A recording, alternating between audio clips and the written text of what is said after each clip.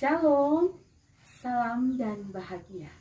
Jumpa lagi dengan saya, Maila Lumintang, CGP Angkatan 7 dari Kabupaten Minahasa. Dengan pengajar praktiknya Pak Ridwan Karim, Master Pendidikan, dan fasilitatornya Pak Imade Sona.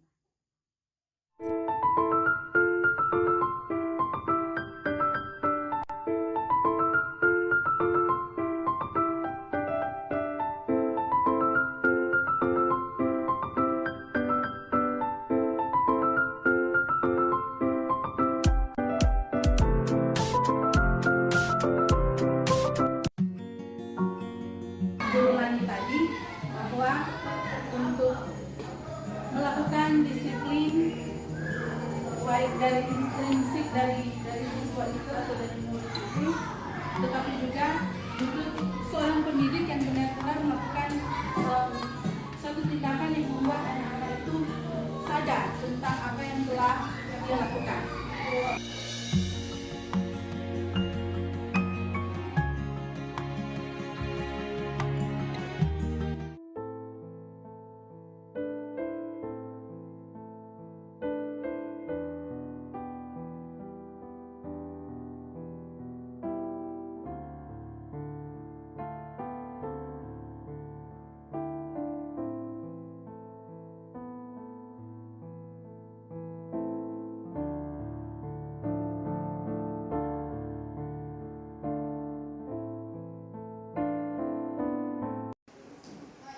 Jadi hari ini kalian akan membuat keyakinan kuat. Jadi kalian yang buat sendiri apa yang harus kita lakukan ketika berada di dalam kelas atau ketika ada di sekolah.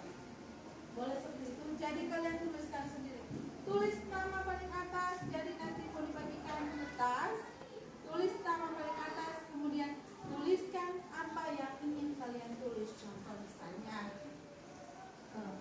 sementara belajar tidak boleh main handphone. Jadi kalian yang buat sendiri, bukan ibu guru. Nanti kalau misalnya sebentar ibu guru yang buat, nanti ketika ada yang melanggar sudah mulai baku salto.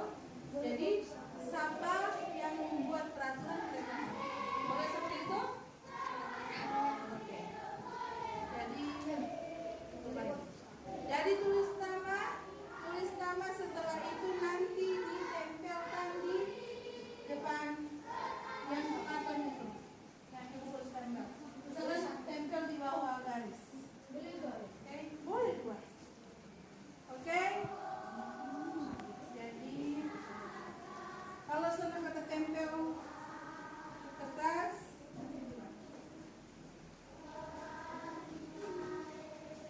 berapa?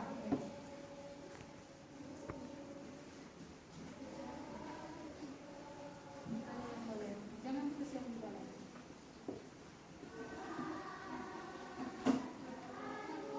Kita membuat.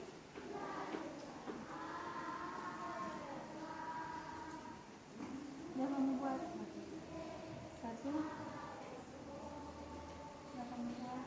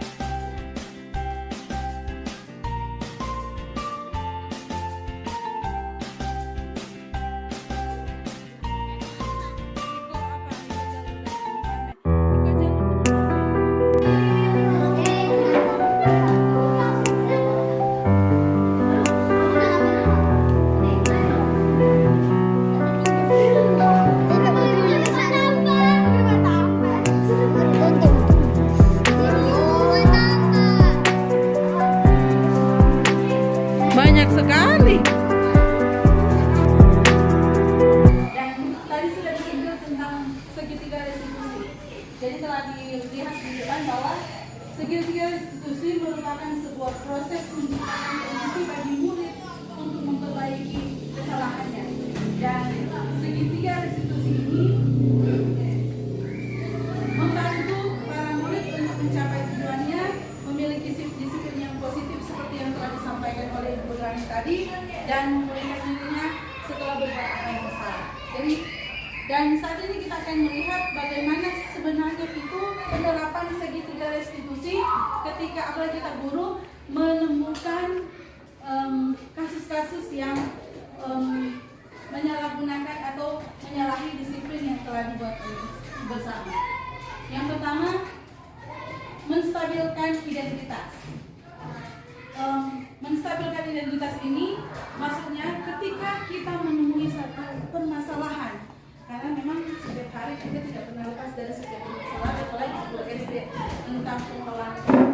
Banyak sekali permasalahan yang kita hadapi. Ketika kita mengetahui tentang permasalahan tersebut, yang paling banyak memang dulu sebelum kita mungkin belajar tentang guru penggerak ini, tentang modul-modul yang ada, paling langsung orang sentak atau orang langsung mengingatkan tentang dia apa kesalahan yang telah dilakukan. Nah, di sini tentang menstabilkan identitas. Jadi ketika ada permasalahan yang terjadi, seorang guru itu meyakinkan bahwa ketika ada video-video yang telah kami buat, ketika ada permasalahan kita memanggil secara pribadi anak itu. Kita memanggil anak itu kemudian menanyakan, bahkan pun mengatakan bahwa semua orang itu tidak pernah kalau tidak membuat kesalahan. Semua orang pernah melakukan kesalahan. Ketika melakukan kesalahan, sehingga ketika dia melakukan kesalahan tidak ada langsung rasa down tentang pribadinya secara psikologis. Jadi tolong stabilkan identitas dulu.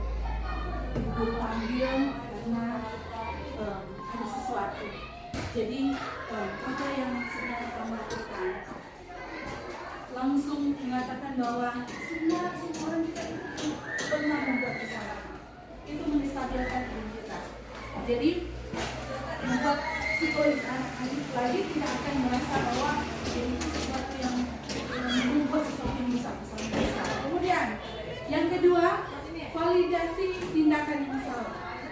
Ketika kita melakukan yang pertama tadi tentang menstabilkan identitas, kita lakukan tentang validasi tindakan yang salah. Jadi kita langsung menanyakan, kamu tahu kan apa alasan itu kamu secara pribadi? Jadi apa yang telah kamu lakukan? Jadi anak sendiri yang mengatakan seperti itu. Tapi kita harus tampil sebagai seorang pendidik seperti yang dikatakan tadi, bahwa kita harus tampil sebagai seorang pendidik yang benar-benar seorang pendidik yang penuh dengan kelemah lembutan. Karena semua tujuan pembelajaran kita di sekolah adalah murid dan murid. Jadi menciptakan seperti yang telah dikatakan oleh Ibu tadi tentang pendidikan menurut Ki Hajar Dewantara. Kemudian tanyakan alasan, jangan langsung bilang, oh kamu telah berbuat kesalahan, kamu begini, seharusnya kamu seperti itu. Tetapi kita harus bertanya dulu, apa alasan kamu melakukan kesalahan? Dan mungkin teman-teman lain sudah membuatnya setiap hari. Jadi tanya dulu mengapa dia membuat kesalahan tersebut. Jadi jangan langsung menuduh dia, seperti ini. Jadi cari alasan dulu mengapa dia melakukan kesalahan. Kemudian setelah yang disampaikan oleh Ibu Guru Lani tadi tentang keyakinan kelas, kita melihat kesalahan seperti yang kalian telah buat tentang keyakinan kelas, apakah itu sesuai dengan keyakinan kelas yang kalian buat? Kita jangan jadi seorang guru, nanti sebentar juga ada posisi-posisi guru tentang hukum. Jangan membuat anak itu makin menjadi, jadi langsung kita buat tindakan contoh kalau makan kelas itu sesuai dengan kesepakatan kelas, sesuai dengan keyakinan kelas kalian yang sudah buat. Jadi ada komunikasi yang baik antara siswa dan guru. Kemudian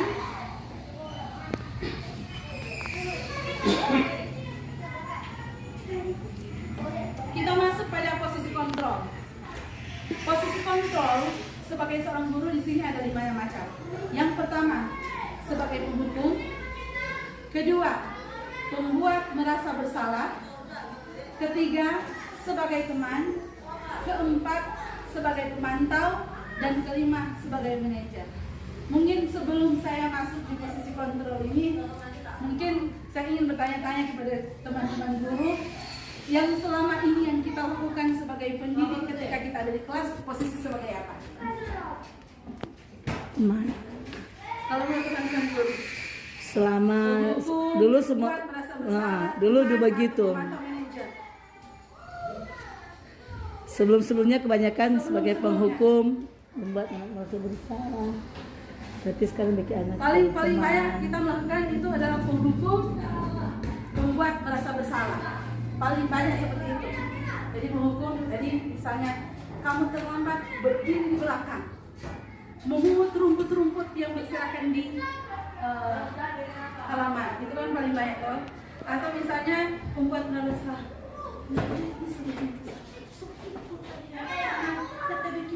Jadi anak posisinya anak psikologis juga akan berpengaruh terhadap itu. Jadi mari kita bahas bersama-sama tentang posisi kontrol guru. Saya juga memang mengakui memang seperti itu dulunya. Jadi banyak hal yang dipelajari lewat guru penggerak ini. Jadi yang pertama, penghukum. Jadi penghukum di sini, guru berdiri sebagai orang yang memberikan hukuman baik secara fisik maupun secara verbal atau secara kata-kata kepada orang lain. Sama seperti kalau secara fisik, misalnya karena tidak membuat PR, berdiri di atas bangku.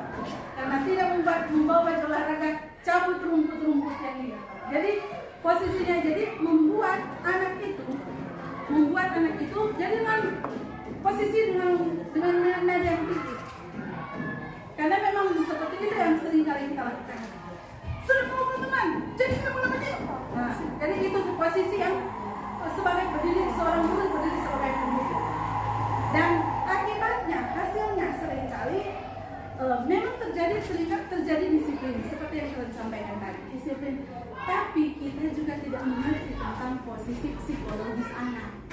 Seringkali membuat dia kalau menghukum dia ada yang anak yang misalnya karena dia tahu orang guru yang telah membuat seperti itu ada posisi dendam dalam hati, atau misalnya sebentar kita kalau guru itu buat saya udah. Jadi saya juga pernah dapat guru ini karena posisi anak itu mempunyai karakter berbeda-beda yang harus kita hadapi juga dengan teknik yang berbeda-beda. Jadi seringkali bersyukur kalau misalnya anak itu tidak akan ada dendam, tetapi seringkali terjadi di kelas-kelas atas seperti itu. Jadi kalau tengah jalan banyak kasus pernah jadi tuh di malah di posisi SMA ada yang itu melakukan sesuatu tindakan yang luar biasa.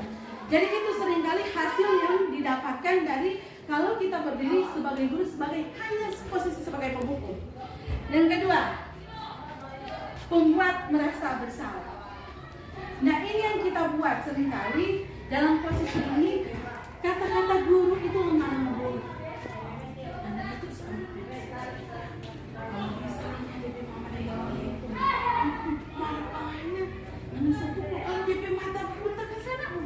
jadi istilahnya anak akan merasa bersalah. Dia bilang, ternyata kita perilaku ini buruk sekali tuh.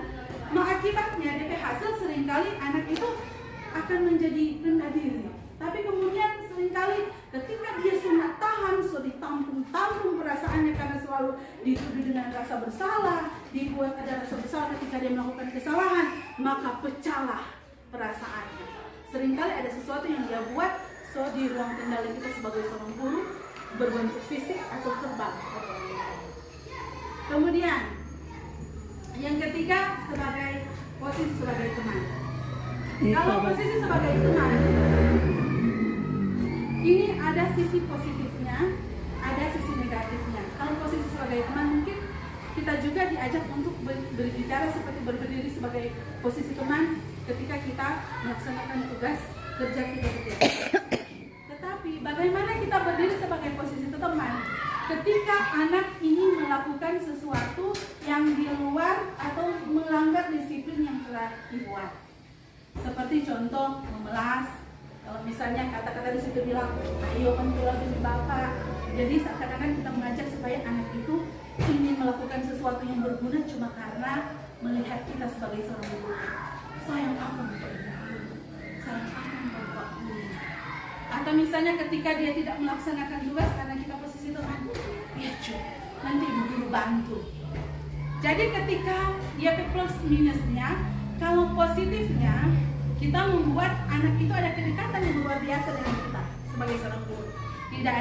Tidak ada sifat yang tertutup dengan kita. Jadi apapun dia bermasalah, dia bisa katakan kepada kita. Tetapi negatifnya, seringkali anak itu juga bergantung kepada kemampuan dari guru. Ketika dia melaksanakan sesuatu, ada tugas yang kita buat, jangan dia berpikir, asik wak, bu guru nak membantu, asik wak, bu guru mau bantu, asik wak, kalau biar kita bikin begini, karena kita seperti yang ibu guru Lani bilang tadi, karena kita ada kasih sesuatu ke ibu guru, pasti ibu guru mau bantu, karena posisi sebagai teman. Dan berikut, sebagai pemantau itu seringkali juga kita lakukan. Jadi posisi kita sebagai guru hanya memantau jika anak melakukan kesalahan, DP jam datang jam berapa, tugas tadi apa, ketika dalam kelas dia mau bermain atau tidak. Jadi posisi pemantau kita sebagai seorang guru di dalam kelas seringkali membuat anak itu ruang geraknya itu seringkali terbatas karena anak juga ditakut-takut, guru soal jahat apa kita, guru soal lihat apa kita. Biasa kan begitu lain kali kalau ketika kita beribadah tertib. Jadi itu posisi pemantau. Jadi hasilnya murid memahami konsekuensi yang harus dijalankan dan guru tidak menunjukkan suatu emosi yang berlebihan, menjadi marah atau berbuat salah. Murid tetap tidak nyaman, yaitu dengan harus tinggal kelas pada waktu sambil istirahat. Jadi kalau selesai di jam istirahat, tinggal di kelas dulu kerjakan tugas. Kalau selesai boleh istirahat. Atau kalau tidak selesai tidak dulu pulang. Memang posisi-posisi seperti ini memang sulit. Kalau orang bilang bertolak belakang dengan kejadian. Orang mau supaya anak-anak itu lebih bertanggung jawab dengan tugas, tetapi di posisi lain kita juga harus bersikap dan harus membuat segala sesuatu dalam pembelajaran itu dia bertujuan murid-murid dan berikut manajer. Nah, ini manajer dia berpenerapan di segitiga restitusi. Jadi ketika seorang guru itu menemui anak melakukan kesalahan, jadi posisi di segitiga restitusi itu kita buat. Jadi tolong stabilkan validasi ada kesalahan, stabilkan dulu apa dia punya identitas sebenarnya apa. Jadi kita manage untuk masalah-masalah yang terjadi. Kemudian dalam posisi manajemen kita mengkombinasikan posisi-posisi guru. Boleh kita duduk sebagai seorang penghukum, boleh sebagai teman, boleh sebagai manajer. Karena dalam melakukan sesuatu penyelesaian sebuah permasalahan, otomatis kita mesti banyak teknik. Untuk menciptakan disiplin bagi anak kita mesti banyak teknik supaya dia bertanggung jawab dalam melaksanakan tugas kerja sebagai seorang anak didik di sekolah. Jadi tolong kombinasikan posisi-posisi kita. Jangan setiap hari cuma buku terus, atau setiap hari orang sebagai teman terus. Jadi tolong kombinasikan segala posisi-posisi ini ketika kita menemui permasalahan, ketika kita mau supaya anak lebih disiplin, ketika anak melakukan sesuatu yang di luar dari kesepakatan kelas atau keyakinan kelas, supaya kita membentuk anak yang tidak akan merasa rendah diri, tidak akan merasa sakit hati atau merasa diutamakan, tetapi benar-benar posisi anak itu akan kita dapati seorang anak yang benar-benar melakukan disiplin sesuai dengan ada niat dari dalam dirinya seperti yang telah dijelaskan oleh Ibu Lani tadi. Jadi mungkin ini satu nilai tambah bagi orang juga yang bisa kami bagikan kepada teman-teman yang ada. Misalnya ada yang perlu lebih penjelasan lagi, orang nanti berbagi lagi.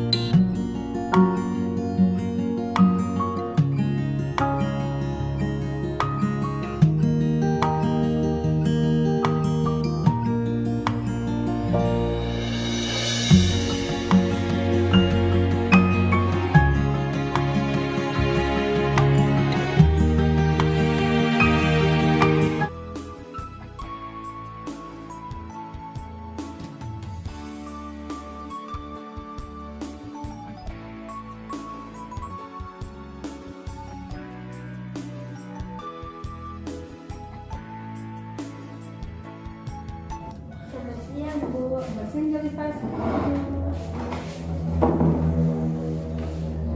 Delifah tahu tidak kenapa ibu guru memanggil Delifah ke sini? Oh, Bu, karena Delifah datang terlambat, Bu. Ya, Delifah tahu tidak jam berapa sekolah kita melaksanakan apel, apalagi belajar di sekolah? Melaksanakan apel jam 7 dan melaksanakan pelajaran di jam 8, Bu. Kira-kira Delifah datang jam berapa tadi? Jam 8, Bu. Nah, kalau Delifah datang jam 8, kemudian sekolah kita masuk setengah 8, Delifah terlambat tidak? Terlambat, Bu. Nah, ibu guru di sini bukan ibu guru menyalahkan Delifah atau memarahi Delifah, bukan. Tapi memang terlambat itu manusiawi. Semua orang pernah melakukan hal itu. Ibu guru juga pernah melakukan hal itu sehingga ibu guru terlambat masuk kelas. Nah, ibu guru di sini memanggil Delifah supaya kita bisa membuat atau meluruskan atau membuat sesuatu supaya Delifah tidak terlambat lagi dalam sekolah, mencari solusi. Nah, kira-kira mengapa Delifah terlambat? Selamat kesiangan. Nah, Delifah tahu tidak dengan kesepakatan kelas kita? Tahu, Bu. Kira-kira apa sih? Melaksanakan pikir, tidak melakukan rasa sembarangan, datang tepat waktu. Ya. Nah, kira-kira kalau Delifah datang terlambat sesuai kesepakatan kita atau tidak? Tidak. Ya. Nah, Delifah, kira-kira apa yang menyebabkan sehingga Delifah telat bangun? Terlambat bangun, Bu. Terlambat bangun, main game dan tidur terlalu larut, Bu. Nah, itu yang mengakibatkan sampai Delifah telat bangun. Main game, dan sampai larut malam, sampai paginya telat bangun. Nah, kira-kira kalau Delifah tidak terlambat lagi, apa yang seharusnya Delifah lakukan? Tidak main game dan tidur tidak terlalu larut, Bu. Ya, jadi supaya Delifah tidak telat bangun, nanti sama seperti yang Delifah bilang tadi, tidak akan main game dan juga tidak terlalu larut ketika tidur malam. Ya, dan kira-kira semua itu Delifah lakukan mulai kapan? Besok, Bu. Besok. Oke. Nah, Delifah sepakat dengan ibu guru bahwa Delifah mulai besok tidak akan terlambat lagi, ya, dan Delifah tidak akan main game sampai larut malam. Oke. Mudah-mudahan pembicaraan kita ini dapat memberikan solusi bagi Deliva supaya Deliva tidak terlambat lagi. Ibu guru tahu Deliva adalah anak yang hebat, anak yang rajin belajar. Nah, untuk kedepannya mulai besok Deliva akan belajar. Oke? Ya. Terima kasih Deliva. Silakan Bu.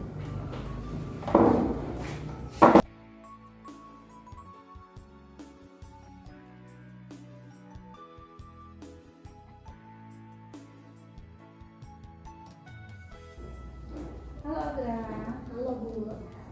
Agra tahu tidak mengapa ibu memanggil Agra ke sini? Tahu Bu. Kira-kira apa? Karena Andra makan di saat jam pelajaran Bu. Oh ya, makan di saat jam pelajaran itu kira-kira menurut Agra salah atau tidak? Salah Bu.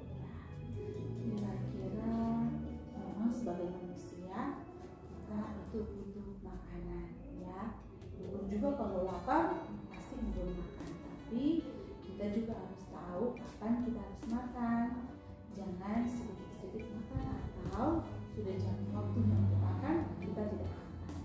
Nah, kira-kira apa yang menyebabkan Agra sampai makan di kelas? Karena lapar Bu. Oh, memangnya Agra dari rumah tidak sarapan? Tidak Bu. Oh, mengapa Agra tidak sarapan? Karena Andra buru-buru datang ke sekolah Bu.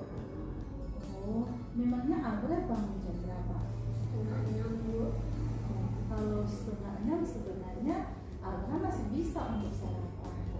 Memangnya pada waktu Agra bangun pagi, apa yang Agra lakukan? Andra mandi lalu ganti baju lalu ke sekolah Bu.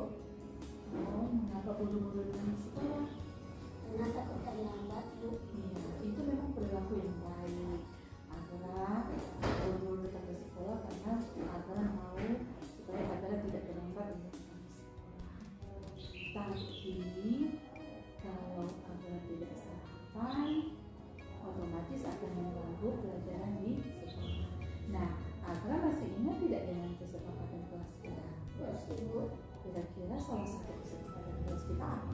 Menghargai teman dan diri sendiri Bu. Nah, kalau Agra makan sementara jam pelajaran, kira-kira itu menghargai teman dan diri atau tidak?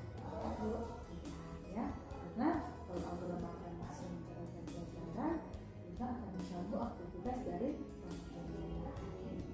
Nah, ibu guru tidak menyalahkan Agra karena semua juga pernah melakukan kesalahan. Ibu juga seperti itu pernah ibu lakukan karena ibu sudah lapar, maka ibu guru makan di saat ibu guru melakukan kegiatan sebenarnya belum boleh untuk makan. Itu tidak apa-apa karena itu memang manusiawi.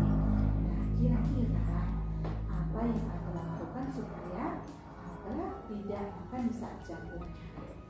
Andra sarapan dari rumah Bu. Sarapan di rumah. Memang Agra melakukan hal itu karena memang Agra takut untuk terlambat di sekolah juga. Tapi kira-kira kalau Agra sarapan di rumah, Agra akan lakukan Besok Bu. kalau besok ya. Jadi besok Agra dari rumah harus sarapan supaya ketika Agra datang ke sekolah Agra tidak makan di sementara jam pelajaran. Oke, ibu tahu Agra anak yang pintar. Mungkin karena tadi supaya cepat-cepat supaya tidak terlambat Agra beban ke sekolah. Jadi mudah-mudahan mulai besok Agra sarapan di rumah dan hal yang tadi dilakukan. Oke, itu kesempatan kita ya. Terima kasih Agra. Bu.